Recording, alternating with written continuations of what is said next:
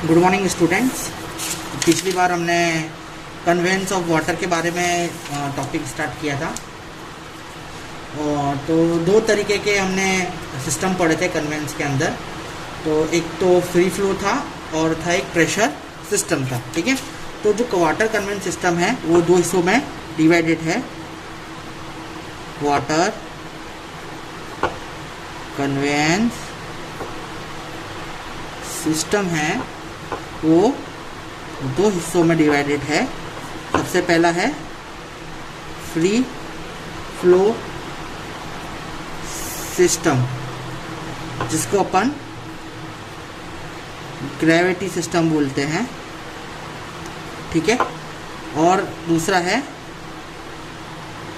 Pressure system. अब दोस्तों, आपको ये ध्यान रखना है कि आपका एमसीक्यू क्वेश्चन है, तो आपको जितने भी क्वेश्चंस है एमसीक्यू के प्रोस्पेक्टिव से देखने हैं। ठीक है, तो इसमें अगर पूछ सकते कि water conveyance system, which water conveyance system is known as gravity system, और आपको चार ऑप्शन दिए जाएंगे।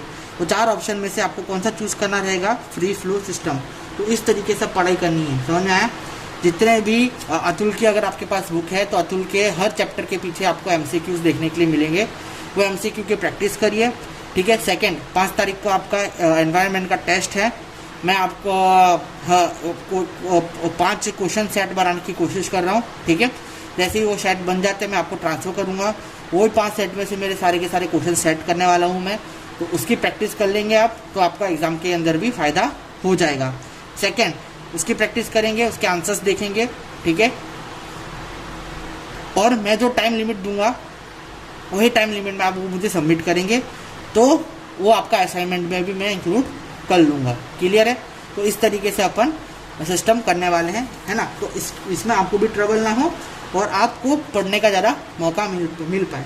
मुझे ऐसा लगता है कि भाई MCQ questions are more difficult than descriptive questions, क्योंकि डिस्क्रिप्टिव क्वेश्चंस में हमें जितना आता है हम उसका उतना लिख सकते हैं, पर एमसीक्यू क्वेश्चन में पर्टिकुलर वही आंसर टिक करना इट्स वेरी डिफिकल्ट। ठीक है, तो आपको इसके लिए अच्छी तरीके से बारीकी से पढ़ाई करनी पड़ेगी, तभी आपको आके आपको हर क्वेश्चन के आंसर्स आप जान पाएंगे। ठीक है, सेकेंड जो फ्री फ्लो सिस्टम है उसके अंदर आप ग्रेविटी सिस्टम देखेंगे, तो इसकी अगर डेफिनेशन लिखूँ तो अपन ऐसी डेफिनेशन लिख सकते हैं कि water flow freely due to gravity.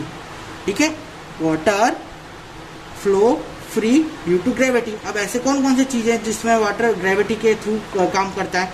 तो जैसे कैनाल हो गया, ठीक है, फ्लूम्स हो गया, ओपन चैनल होती है। ठीक है, उसको फ्लूम्स बोलते हैं। ओपन चैनल सपोर्टेड ऑन और over the ground surface and are used while cross valley river and depression. ठीक है, क्रॉस वैली रिवर के वहाँ पे डिप्रेशन में यूज होती हैं ऐसी सरफेस, ग्राउंड सरफेस, उसको अपन क्या बोलते हैं? फ्लूम्स। ठीक है, फिर आता है ग्रेट एक्वाडक्ट।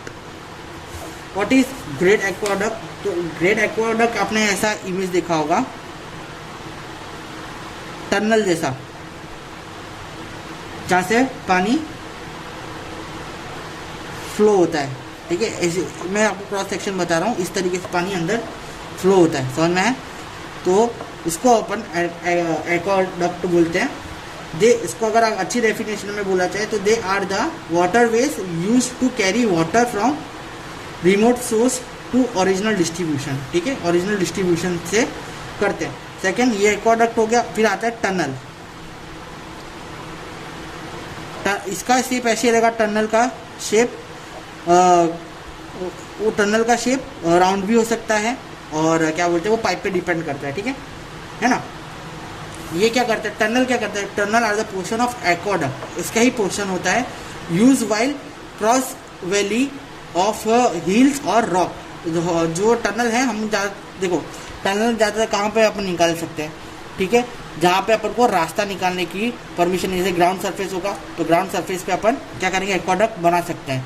पर टनल अपन को कहाँ पे निकालनी पड़ेगी? अपन को बीच में सुरंग करनी पड़ती है। सुरंग का मतलब होता है टनल। ठीक है, तो उससे अपन को ये रास्ता मिलता है। ठीक है, प्रेशर सरफेस सिस्टम क्या होता है? प्रेशर सिस्टम कुछ नहीं होता कि भाई प्रेशर से जहाँ पे पानी हम छोड़ रहे हैं दैट इज प्रेशर सिस्टम। तो इसके अंदर 4 तरीके के डिफरेंशिएट है कि प्रेशर, एक्वाडक्ट्स, फिर आता है प्रेशर टनल, फिर आता है प्रेशर मेंस, और फिर लास्ट में आता है इन्वर्टेड साइफोन्स। ठीक है, ये सारे के सारे किसके प्रेशर सिस्टम के एग्जाम्पल हैं, फ्री फ्लो के एग्जाम्पल है। तो ठीक है, क्या याद रखना है, वाटर कन्वे सिस्टम दो तरीके का होता है, एक free flow system, pressure system, इसके अंदर कैनाल, फ्यूम्स, ग्रेड एक्वाडेक्ट और टनल्स आता है। इसके अंदर क्या आता है, pressure aqueduct, pressure tunnel, pressure mains and inverted siphon. ठीक है, इसके बाद जो अपना टॉपिक है वो है पाइप्स। तो pipes are the main component for conveyance of water. समझ में, पाइप बहुत मेन कंपोनेंट है। अब पाइप को सिलेक्ट, उसके मटेरियल को सिलेक्ट, बहुत सारे डिफरेंट उसके फैक्टर्स पे अवेबिलिटी रहता है, जैसे कि फंड की अवेबिलिटी कितनी है गवर्नमेंट के पास, पाइप की कैरिंग कैपेसिटी कितनी है, कितने साल के लिए उसका मेंटेनेंस रहेगा, उसका रिपेयर और रिप्लेसमेंट कैसा है। तो ये सब देख के भी हम पाइप का सिलेक्शन करते हैं। ठीक है, कौन कौन से पाइप्स हैं जो कॉमनली हम यूज़ करते हैं कन्वेयंस सिस्टम के लिए। तो ये अपन को GTU जनवरी 2013 और मई 2018 में पूछा गया है। तो मैं आपको बताऊंगा टाइप्स ऑफ पाइप्स कॉमनली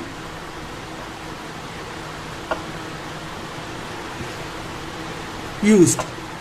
तो जनवरी 2013 और मई 2018 में पूछा गया क्वेश्चन है। कौन कौन सा टाइप है, एक तो कास्ट आयरन पाइप,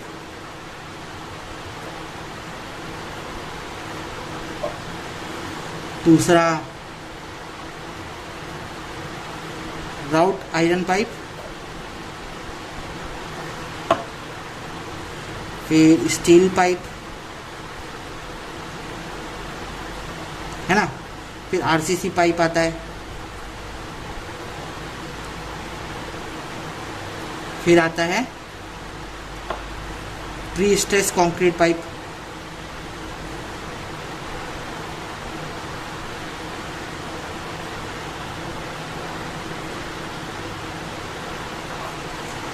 फिर 6 आता है अपना एस्बेस्टो cement pipe,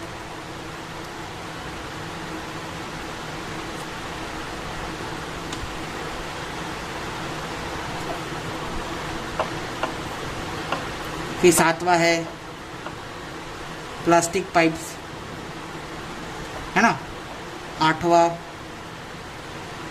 copper and lead pipes. 8 आ जाएंगे या डालेंगे तो कॉपर बहुत महंगा होता है इसलिए। फिर आता है ग्लास रेनफोर्स्ड प्लास्टिक पाइप्स। ठीक है, ये तरीके के पाइप्स हैं हम जो कन्वेयर सिस्टम के अंदर यूज़ करते हैं। अब इसके अंदर देखो डिस्क्रिप्टिव पेपर तो होने वाला है नहीं, है ना, तो अंदर इसका पढ़ के कोई फ़ायदा नहीं है। बस अपन को क्या पढ़ लेना है कि भाई कास्ट आयरन के अंदर कितने मैन्युफैक्चरिंग मेथड्स होती हैं। तो कास्ट आयरन के अंदर 2 मैन्युफैक्चरिंग मेथड होती है कि ऑर्डिनरी सैंड मोल्ड प्रोसेस और सेंट्रीफ्यूगल प्रोसेस। ठीक है, तो ऑर्डिनरी सैंड प्रोसेस के अंदर क्या होता है, जो मेटल है उसको सैंड लाइन के अंदर मोल्ड किया जाता है और उसको वर्टिकली और हॉरिजॉन्टली पोर्शन में रखा जाता है। ठीक है, हॉरिजॉन्टली जो कास्ट पाइप्स उसको अपन बोलते हैं मेवान पाइप, और क्या बोलते हैं जो वर्टिकली पोजीशन में अपन पाइप को कास्ट करते हैं उसको बोलते हैं अपन पीट कास्ट पाइप। ठीक है, अब हॉरिजॉन्टली जो कास्ट पाइप्स होते हैं वो 100% स्ट्रॉन्ग होते हैं और उसकी जो टेंसल स्ट्रेंथ होती है टेंसल स्ट्रेंथ में 100% स्ट्रॉन्ग होते हैं और 50% स्ट्रॉन्ग होते हैं रप्चर के अंदर। ठीक है, वर्टिकल आयरन पाइप्स 50% स्ट्रॉन्ग होते हैं इसके अंदर रप्चर्स के अंदर, है ना। सैंड मोल्डिंग जो सैंड मोल्डिंग पाइप्स होते हैं आफ्टर कास्टिंग के बाद उसको क्लीन करा जाता है ना, कोल के टार से, और उसको 300 फ़ारेनहाइट डिग्री तक उसको हीट किया जाता है। ठीक है, फिर ये जो कोल टार कोटिंग होती है वो उसको क्या किससे प्रोटेक्ट करती है, कोरोजन से प्रोटेक्ट करती है। इस तरीके का इसके अंदर दिया हुआ है। और सेंट्रीफ्यूगल जो प्रोसेस होती है, the pipes was cast either sand mould और वाटर कूल्ड मेटल मोल्ड्स, ठीक है। They form sand spun pipes which is later called de Lavaud pipes. अगर आप पढ़ेंगे ना आपको पता चल जाएगा। अब देखो सेंट्रीफ्यूगल पोर्स, ये आपको है ना एमसीक्यू क्वेश्चन हो सकते हैं, तो आपको ये जो अतुल की बुक अगर आपके पास है तो एकदम डार्क के बोल्ड लेटर में लिख के दिया है भाई कौन से पाइप को क्या बोलते हैं, ठीक है। अब एडवांटेज क्या ऐसी है पाइप के, भाई मॉडरेट कॉस्ट होती है, कोरोजन रजिस्ट कर सकते हैं। हालांकि कोरोजन तो रजिस्ट नहीं हो पाती है, पर इसके अंदर दिखा है कि भाई कोरोजन रजिस्ट हो जाती है। अगर टार का जो मैंने बताया ना कोल्ड टार का, अगर उसके ऊपर अगर लेयर बिछाते हैं अपन तो अच्छी तरीके से अपन को क्या देखने के लिए मिलता है, उसके अंदर पाइप के अंदर कोरोजन रेजिस्टेंस देखने के लिए मिलता है, ठीक है। उसका जॉइंट इजीली हो सकता है, हाँ ये अच्छी है। उसका लाइफ लॉन्ग एडवांटेज अच्छा है ना, लाइफ स्पान अच्छा है इसका। फिर जो सर्विस कनेक्शन है उसका वो इजीली हम कर सकते हैं, ठीक है। फिर इसका डिसएडवांटेज क्या है, तो भाई ये टर्बुलेंस पैदा कर सकता है पानी के अंदर, जिसकी वजह से जो पानी है वो 70% रिड्यूस हो सकता है, ठीक है, लीकेज के कारण। फिर प्रेशर ग्रेटर देन 70 kg पर सेंटीमीटर स्क्वायर से ज़्यादा अपन इसके अंदर प्रेशर नहीं रख सकते कास्ट आयरन पाइप के अंदर, है ना। फिर ये हैवियर होता है और हैंडलिंग करने में प्रॉब्लम होती है, और लाइफ का रिस्क ज़्यादा रहता है। ट्रांसपोर्टेशन कॉस्ट इसके अंदर अपनी टूट जाती है, समझ में आया? तो इसके ये डिसएडवांटेज है, ठीक है। ऐसे ही हर पाइप के एडवांटेज और डिसएडवांटेज आपको देके रखे गए हैं, ठीक है, वो आपको पढ़ लेने। जैसे कि ऑर्डिनरी आरसीसी पाइप के IS कोड 458/1997 के हिसाब से 3 तरीके की कैटेगरी होती है।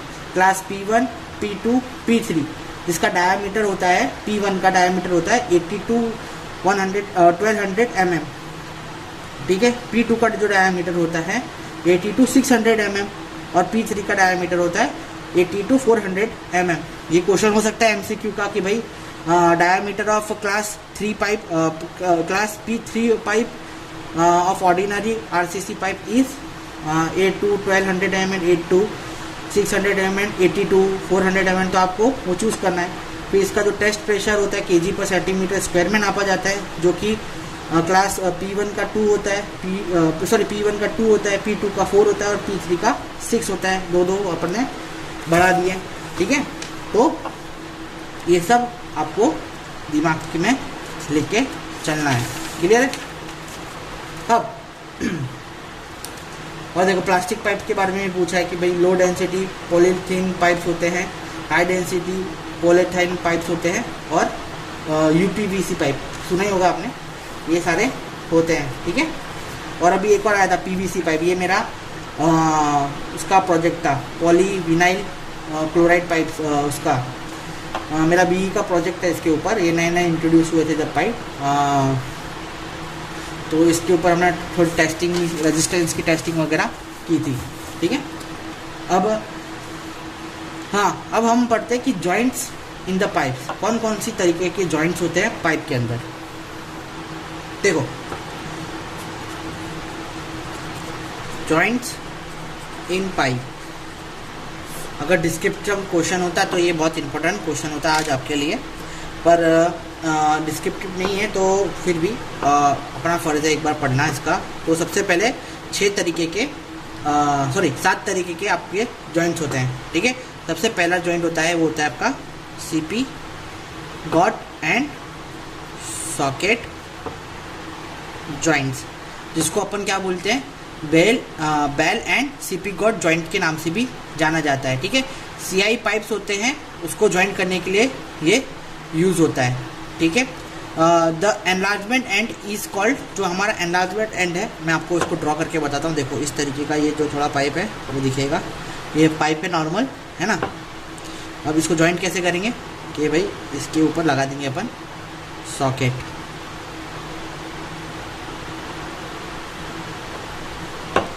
इस तरीके का सॉकेट लगा देंगे, तो जिससे जो पानी है हमारा वो लीकेज ना हो,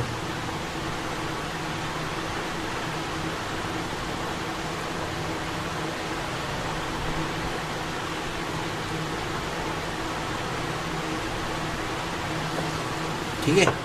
थोड़ी ड्राइंग मेरी अच्छी नहीं है, आपको पता है, पर मजबूरी का नाम महात्मा गांधी।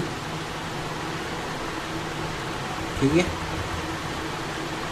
यहाँ पे जूट भर देंगे, जूट आता है ना, वो भर देंगे। ठीक है, फिर ये अपना हो गया पाइप का डायामीटर। ठीक है ना, ये हो गई अपनी लीड, और ये अपना हो गया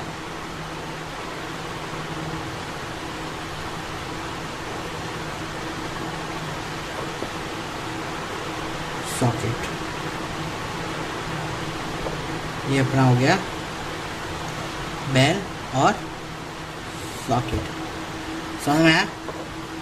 इस तरीके से जो पाइप है उसको अपन कनेक्ट करते हैं। ठीक है, और जो कनेक्शन है वो हमारी इस तरीके से जाती है ना। फिर जैसे कि मैंने बताया कि इसके अंदर जूट भी भरा जाता है, उसको रैप कर दिया जाता है जिससे सॉकेट का लीकेज ना हो। ठीक है, जो रिमेनिंग स्पेस है जॉकेट और जिपो गेट का, वो बोल्टन लीड से भर दिया जाता है। ठीक है, और श्रिंकेज, जब वो जो लीड कूल होती है तो वो श्रिंक हो जाती है ना। तो इस तरीके से ये हमारा जो पाइप है उसको जॉइंट मिलता है। क्लियर है? फिर आता है अपना second pipe, flanged joint. Flange joint कैसा होता है भाई? तो फ्लैंज, दो फ्लैंज होंगे,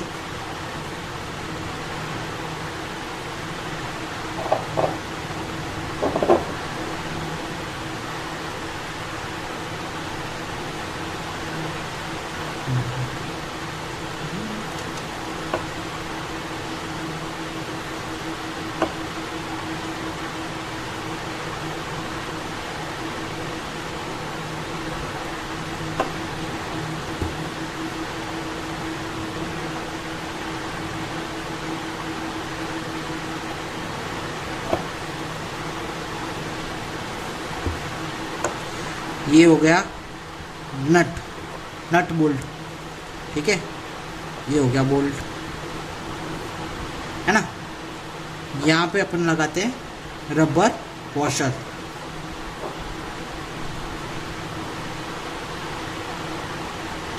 जिसको गैस्केट भी बोलते हैं, है ना। और ये होता है फ्लैंज्ड। ये जो ये शेप दिख रहा है ना आपको, उसको अपन क्या बोलते हैं? फ्लैंज्ड। समझ में आया? इस प्रकार का जो फ्लैंज्ड पाइप है वो देखने के लिए आपको मिलता है। क्लियर है? ये जो जॉइंट होता है मोस्टली टेम्पररी पाइपलाइंस में यूज़ होता है। ठीक है, जो पाइपलाइंस है जिसको डिसमेंटल करना है या रीअसेंबल करना है दूसरी जगह पे, दूसरे प्लेस पे, वहाँ के लिए ये अपन जॉइंट यूज़ करते हैं। क्लियर है? फिर जो ये पाइप है उसका जो केस होता है फ्लैंज का, वो both end cast welded screw से अपन कर सकते हैं। ठीक है, दो एंड है पाइप के which are joint together and brought perfect level लेके आता है, जिससे अपन को क्या मिलता है?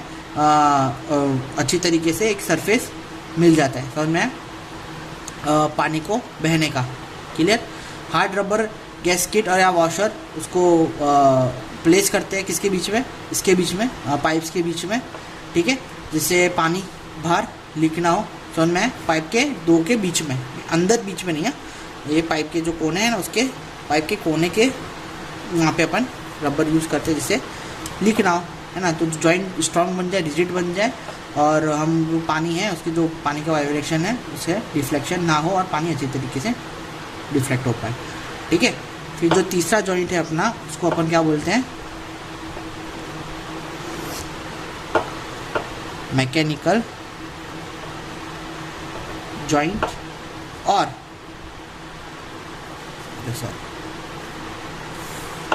मैकेनिकल जॉइंट और ड्रेशर कपलिंग। है ना।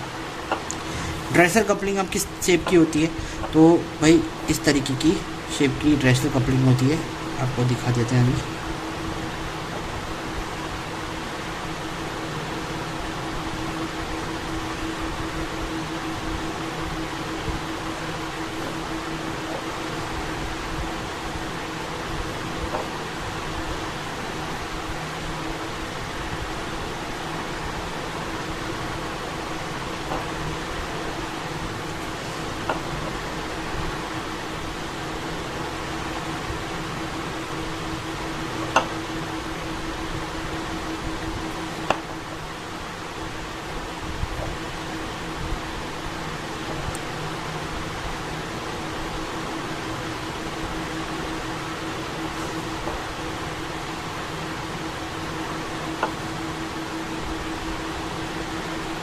ठीक है, इस तरीके का बोल्ट यहाँ पे प्रोवाइड किया जाता है।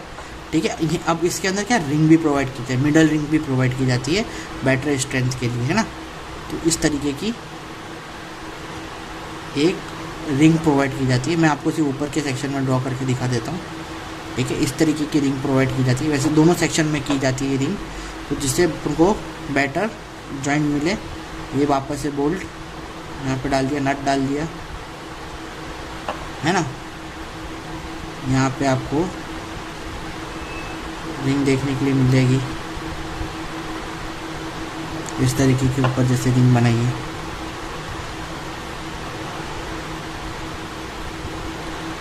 है ना। ऊपर फ्लैंज देखने के लिए मिलेंगे, इसको अपन क्या बोलते हैं, फॉलोअर रिंग,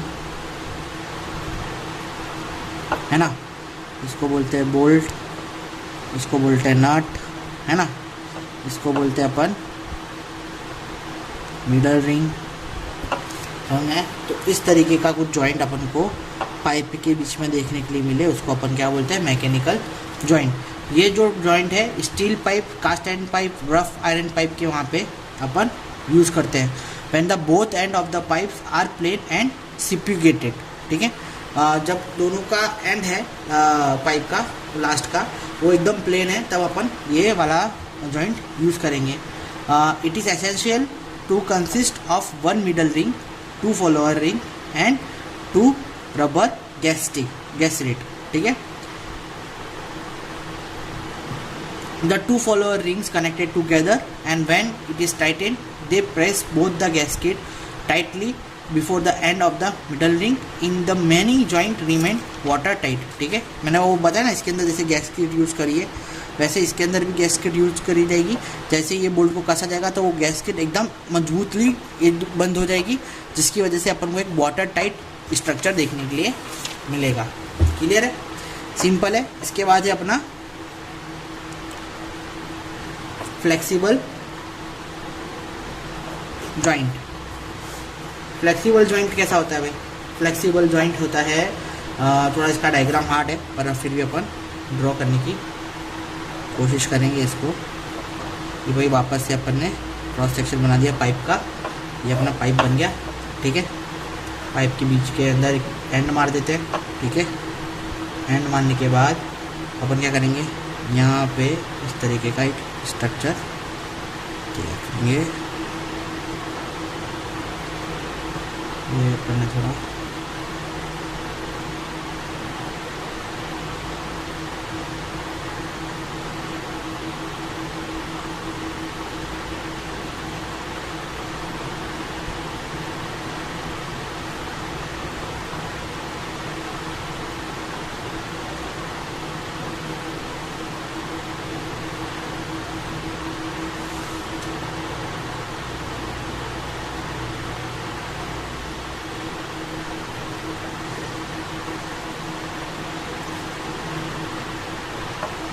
इस तरीके का स्ट्रक्चर देखने को मिलता है।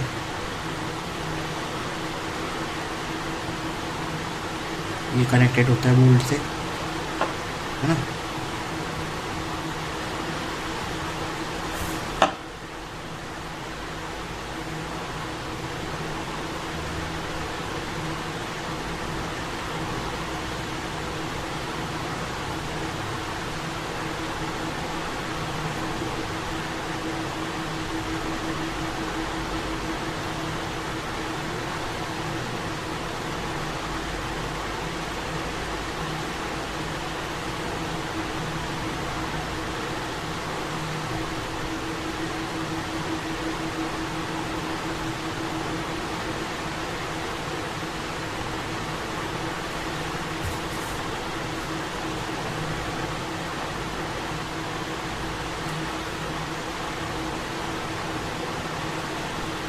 इस तरीके का कुछ शेप देखने के लिए मिलेगा। ठीक है, फ्लेक्सिबल पाइप का। यहाँ पे रबर गैस्केट डालिए,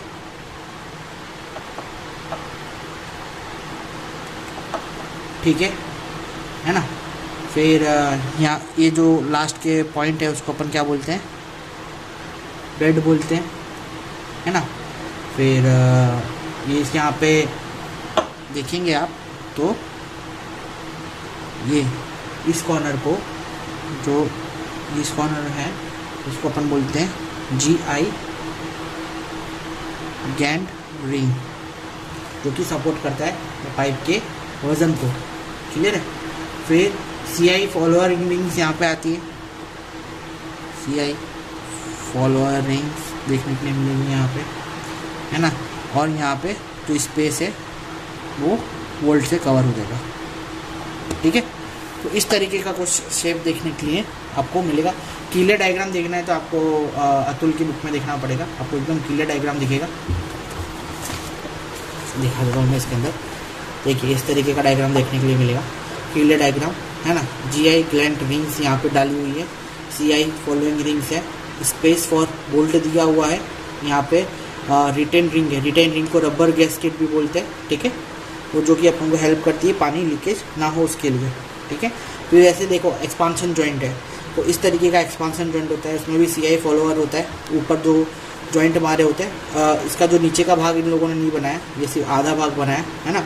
रबर गैस्केट के बीच में प्रोवाइड करी होती है, नट दिया होता है। ठीक है, तो ये थोड़ा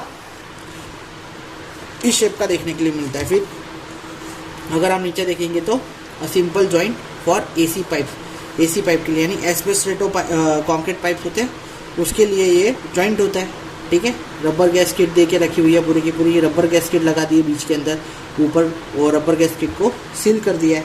ठीक है, फिर स्क्रू पाइप होते हैं, तो उनका जो शेप होता है वो इस तरीके का होता है। ये स्क्रू थ्रेशोल्ड देखने के लिए आपको मिलेंगे, सॉकेट देखने के लिए मिलेंगे, जो कि पाइप के अंदर धंस जाते हैं और अच्छा क्या बोलते हैं अपन को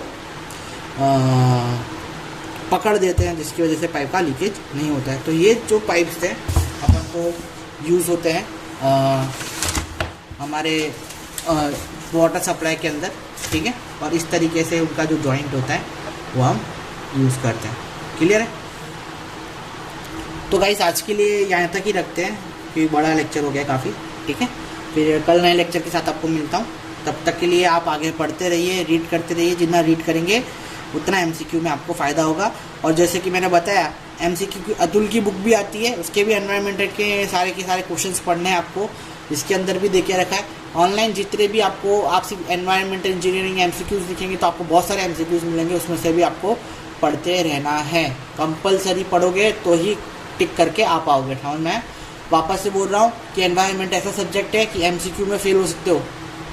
क्लियर है ना। डिस्क्रिप्टिव में तो एक बार को पास भी हो जाओगे, पर MCQ में निकल लोगे। समझ में आया ना। तो थोड़ा संभल के और पढ़ते रहो, बढ़ते रहो और थोड़ा सेफ रहो, मास्क पहन के रखो, वरना बहुत तकलीफ होती है ना। चलो बाय।